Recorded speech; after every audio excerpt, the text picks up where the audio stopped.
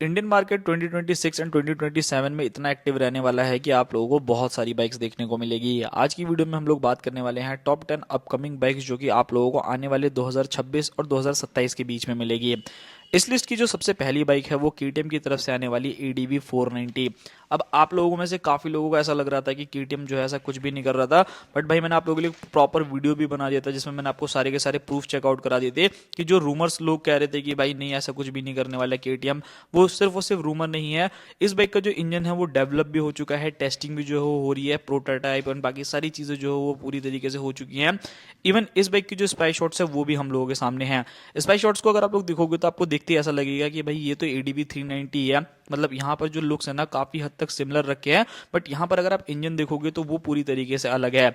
इस बाइक का अगर आप लोग यहाँ पर चेकआउट करोगे कि भाई इस बाइक के अंदर कैसे कितने सीसी का इंजन आने वाला है, तो इस बाइक के अंदर आप लोगों को 500 सीसी का ट्विन सिलेंडर इंजन देखने को मिलेगा जो कि liquid cooled FI BS6 complaint engine रहेगा। एंड इजीली जो है ये बाइक 50 से 55 bhp तक का पावर एंड 45 से लेकर 48 न्यूटन मीटर तक का टॉर्क जनरेट करेगी।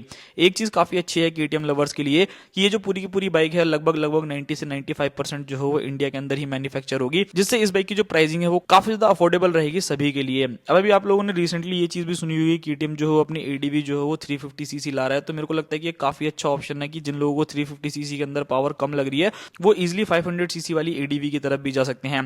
प्राइसिंग के बारे में बात की जाए तो समथिंग अराउंड 5 लाख रुपए तक जो है इस बाइक की प्राइसिंग रहेगी। Himalayan 750, Norton Atlas and BMW 450 GS से इस बाइक का कंपटीशन होगा। फिलहाल केटीएम जो है वो पहले ड्यूक को लॉन्च करेगा, यानी कि 500 सीसी में आपको ड्यूक पहले देखने को मिलेगी। एंड एडीवी को देखोगे तो हो सकता है कि ये 2026 के एंड तक या फिर 27 की स्टार्टिंग तक देखने को मिले।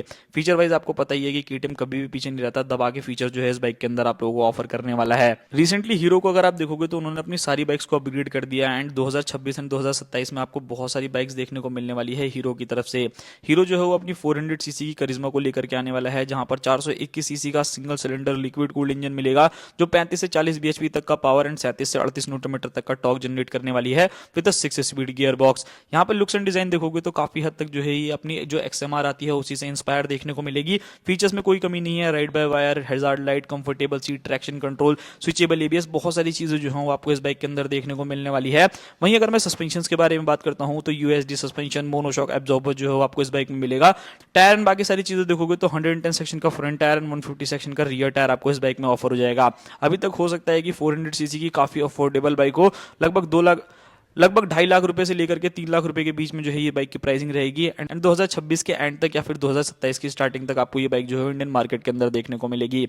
नेक्स्ट बाइक रहने वाली है डोमिनार 350। अब भाई काफी लोगों को अभी भी कंफ्यूजन है कि भाई ऐसा कैसे हो सकता है, 350 सीसी की डोमिनार कैसे आएगी। तो भाई यहाँ पर काफी लोग ये सवाल भी पूछ रहे थे कि क्या 400 सीसी की भी बाइक रहेगी। सो भाई यहाँ पर जो मेजर कंसर्न कंपनी का है ना वो यही है कि भाई उनको अपना जो इंजन है ना 400 सीसी उसे 349 सीसी का करना है, जिससे प्राइसेस जो है वो काफी कम हो जाएगी। मतलब जिस बाइक के लिए आप 40% GST देते थे अब उसी बाइक के लिए आप लोगों को सिर्फ और सिर्फ 18% GST देना पड़ेगा, जो कि एक काफी अच्छा ऑप्शन है। एंड इनके इंजन को देखोगे तो बहुत बड़ा इंजन नहीं है, 373 सीसी का इंजन जो है यूज ही करते हैं, तो मतलब 20 से 25 सीसी जो है वो कम हो जाएगा। जहां पर 349 सीसी का single cylinder liquid cooled engine use होगा, 35 से 38 bhp तक का पावर एंड 30 से 35 न्यूटन मीटर तक का टॉर्क जो है ये बाइक जनरेट करने वाली है। बाकी सभी चीजें जो है सिमिलर रहेगी एंड इस बाइक के ऊपर आप लोगों को अच्छा खासा जो है बेनिफिट होगा, कम से कम 30-40 हजार रुपए का तो बेनिफिट आपको होगा, तभी कंपनी जो है ऐसा स्टेप ले रही है। इस लिस्ट की नेक्स्ट बाइक रहने वाली है उन लोगों के लिए जिनको एक ब्रांड चाहिए। BMW की तरफ से आने वाली 450RR। ऑलरेडी ये बाइक जो है वो टेस्टिंग के दौरान एक्सपायर हो चुकी है, अब पूरी तरीके से तो नहीं बट हाँ कुछ चीजें जो है वो हम लोग देख करके भी बता सकते हैं। लाइक रियर में जो है वो आप लोगों को इंटीग्रेटेड टेल लाइट मिलने वाला है, अंडर बेली एग्जॉस्ट देखने को मिलेगा। इवन इस बाइक के अंदर आपको विंगलेट्स भी देखने को मिलने वाले हैं। ये बाइक जो है डायरेक्टली कॉम्पिटिशन देने वाली है एप्रिलिया की RS457, RC390 एंड जितनी भी ट्विन सिलेंडर बाइक्स आती है ना भाई उन सभी को एक अच्छा कॉम्पिटिशन मिलने वाला है। एंड एक्जैक्टली जो BMW का ब्रांड वैल्यू होता है ना वो मुझे लगता है कि इसी बाइक से आपको मिलने वाला है। बाकी यहाँ पर अगर मैं इंजन के बारे में बात करूँ तो 450 GS वाला ही इंजन इस बाइक के अंदर यूज होगा, जहां पर ये बाइक जो है इजीली आप लोगों को 48 bhp तक का पावर एंड 43 न्यूटन मीटर तक का टॉर्क जनरेट कर देगी। फीचर वाइज देखोगे तो भाई कोई फीचर की कमी नहीं रहने वाली, ए से लेकर जेड तक सभी फीचर्स आपको बाइक में मिलेंगे। हाँ प्राइसिंग को लेकर के काफी लोग जो है कंफ्यूज हैं, सो हो सकता है कि BMW इसके अंदर भी आपको एक बेस मॉडल एंड एक टॉप मॉडल दे, जो कि जिन लोगों को कम फीचर चाहिए तो वो बेस मॉडल की तरफ जा सकते हैं, जिनको एकदम top of the line variant चाहिए तो वो टॉप वेरिएंट की तरफ भी जा सकते हैं।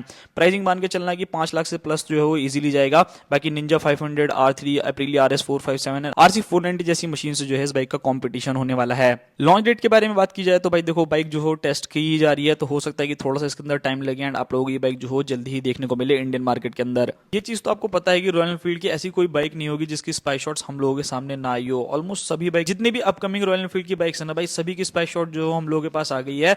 अब हिमालयन 750 तो आप लोगों के लिए आ ही रही है, बट हिमालयन 750 का एक GT वर्जन भी आने वाला है। यानी कि अगर आप टूरिंग के ज्यादा शौकीन हो, आपको ऑफ रोडिंग ज्यादा नहीं करना, सो ऑब्वियसली आप इस बाइक की तरफ जा सकते हो। इंजन जो हो सेम 750cc का यूज होने वाला है, 50 से 55 bhp तक का पावर एंड 52 से लेकर 58 न्यूटन मीटर तक का टॉर्क जो ये बाइक जनरेट कर देगी। अब जो नॉर्मल हिमालयन आती है, मतलब जो 750 रहेगी, उसके अंदर आपको स्पोक व्हील्स देखने को मिलते हैं, बट इसके अंदर आपको अलॉय व्हील्स देखने को मिलेंगे। बाकी यहाँ पर देखते हैं प्राइसिंग जो हो क्या रहने वाली है। ऑब्वियसली जो आप लोगों की हिमालयन 750 है उससे जो है इसकी प्राइसिंग काफी हद तक कम रहेगी। फिर भी आप लोग 5-6 लाख रुपए तो मान करके चलना कि इतने पैसे तो आप लोगों को देने ही पड़ेंगे। फ्रंट के अंदर आपको डुअल डिस्क एंड बाकी सारी चीजें देखने को मिलेगी। एंड इस बाइक की पता नहीं कितनी सारी इमेजेस जो हमारे सामने है। वैसे तो इस बाइक को अभी तक इंडियन मार्केट के अंदर लॉन्च हो जाना चाहिए, बट पता नहीं रॉयल एनफील्ड ने अभी तक इस बाइक को लॉन्च क्यों नहीं किया। बट जहां तक मेरा मानना है तो भाई अब बाइक जो हो डायरेक्ट आपको 2027 के अंदर ही देखने को मिलेगी। बजाज की तरफ से आने वाली N125 के बारे में तो आप सभी को बहुत अच्छे से पता है, बट वो बाइक जो हो पूरी तरीके से फ्लॉप हो गई। यानी वो CB125 एक्सट्रीम 125R रेडर को कंपटीशन देने आई थी, बट इस बाइक को जो हो लोगों ने उतना पसंद नहीं किया। बट यहाँ पर बजाज जो हो 125cc की प्रीमियम कैटेगरी की बाइक लेकर के आने वाला है। इंजन जो हो लगभग 124cc का रहने वाला है, 11.8 bhp तक का पावर, 11 न्यूटन मीटर तक का टॉर्क। एंड यहाँ पर अगर आप लोग एक चीज ऑब्जर्व करोगे तो इस बाइक की लुक्स एंड डिजाइन जो हो काफी हट करके होने वाली है, जो मुझे लगता है कि इनको करना भी चाहिए। बाकी यहाँ पर अगर मैं प्राइसिंग के बारे में बात करूँ तो जैसा कि आपको पता है कि बजाज जो हो मोस्टली हर सेगमेंट में जो हो अफोर्डेबल मशीन्स बनाता है, सो इस बाइक की भी प्राइसिंग जो हो काफी सस्ती रहेगी। बाकी CB125 एंड एक्सट्रीम 125 से ये बाइक जो हो डायरेक्ट कॉम्पिटिशन करने वाली है।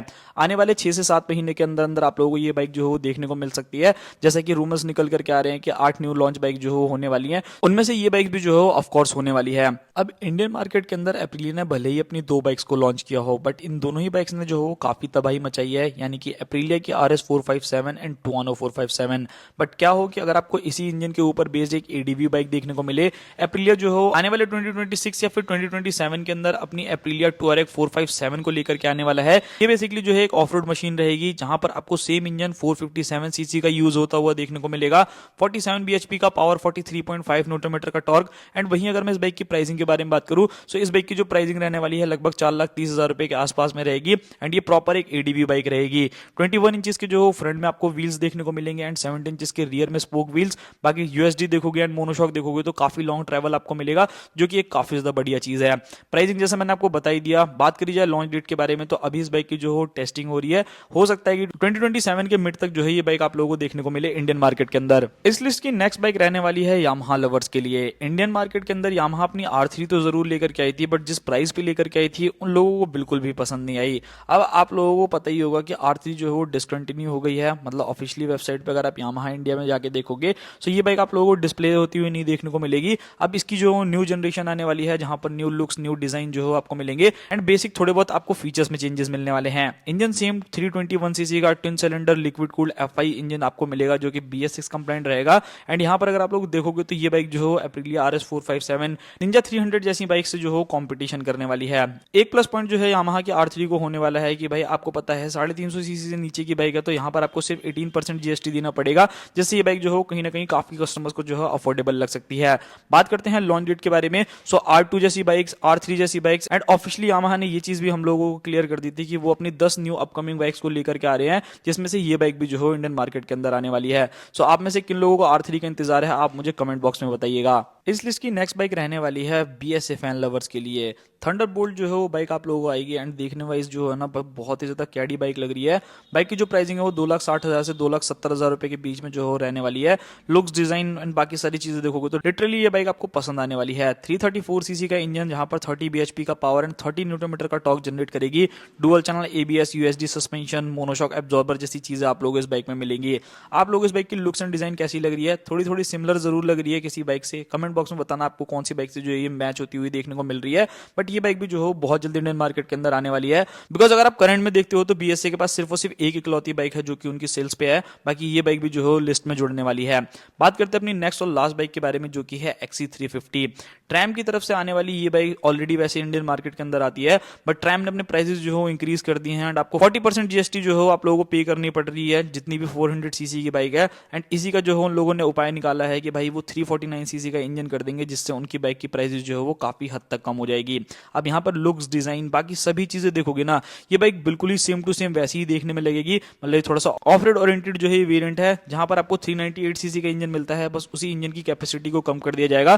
थोड़ा सा पावर में डिफरेंस आएगा एंड प्राइसिंग में भी आप लोगों को मेजर डिफरेंस आने वाला है। बाकी लुक्स, डिजाइन, बाकी सभी चीजें जो है आप लोगों को एकदम एक जैसी देखने को मिलेगी। अब देखना ये होगा कि ट्रैम्प एक साथ ही अपने 350 सीसी की लाइनअप को एक साथ लॉन्च करता है या फिर आप लोगों के लिए अलग अलग बाइक जो है लॉन्च करता है। ये थी पूरी की पूरी वीडियो। मिलते हैं किसी को नेक्स्ट वीडियो में, तब तक के लिए बाय बाय। आई होप आप लोगों को वीडियो काफी पसंद आई होगी।